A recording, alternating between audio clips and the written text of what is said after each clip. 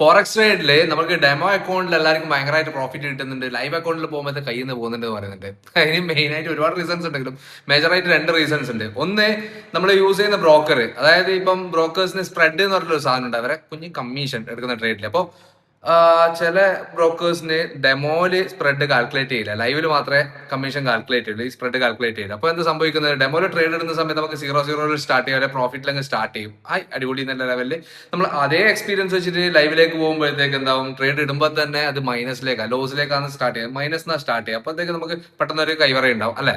ഇപ്പൊ രണ്ടാമത്തെ കാരണം എന്താണെന്ന് വെച്ചിട്ടുണ്ടെങ്കിൽ, ഏറ്റവും ഇമ്പോർട്ടന്റ് ആയിട്ടുള്ള കാര്യം, നമുക്ക് ഡെമോയിലാകുന്ന സമയത്ത് ഒബ്വിയസ്ലി ഡെമോ മണിയാണ്, അപ്പൊ നമ്മുടെ കയ്യിലെ പൈസയല്ല. അപ്പൊ അവനവന്റെ കയ്യിലെ പൈസ ആവുന്ന അതിൽ കുറച്ച് ലോസോ കാര്യങ്ങളോ വരുന്ന കാണുമ്പോഴത്തേക്ക് നമ്മുടെ തടി അറിയും, അപ്പോൾ പിന്നെ കൈവറക്കും സ്വാഭാവികം.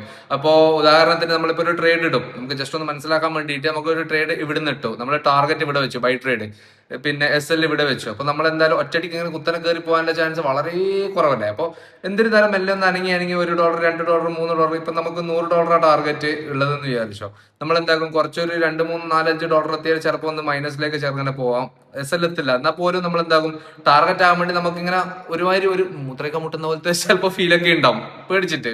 സ്വാഭാവികം, ബിഗിനേഴ്സിന് സ്വാഭാവികമായിട്ട് ഉണ്ടാകുന്ന തന്നെ. അപ്പോൾ നമ്മൾ ടാർഗറ്റ് എത്താൻ വേണ്ടി നമ്മൾ വെയിറ്റ് ചെയ്യില്ല. നമ്മൾ പക്ഷേ എങ്ങനെ എന്താകും, SL താഴേക്ക് പോകുന്ന സമയത്ത് നമ്മൾ എന്താകും, ഇപ്പൊ കയറി എന്ന് വിചാരിച്ച് താഴെ പോയിട്ട് SL അടിക്കും.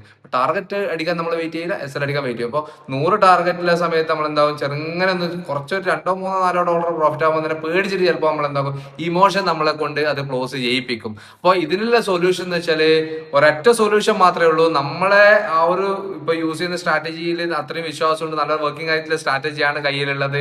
അപ്പോൾ അതൊക്കെ ആണെങ്കിൽ പോലും നമുക്ക് ഒറ്റ കാര്യം മാത്രം സൊല്യൂഷൻ, എന്താണെന്നറിയോ, പ്രാക്ടീസ്.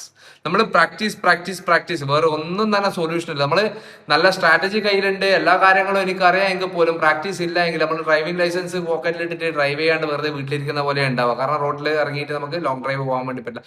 അതുപോലെ നമ്മൾ എത്രത്തോളം പ്രാക്ടീസ് ചെയ്യുന്നോ അത്രത്തോളം നമ്മുടെ കൈവറ മാറും, ആക്യുറസി കൂടും. അതുകൊണ്ട് പ്രാക്ടീസ് മറക്കണ്ട.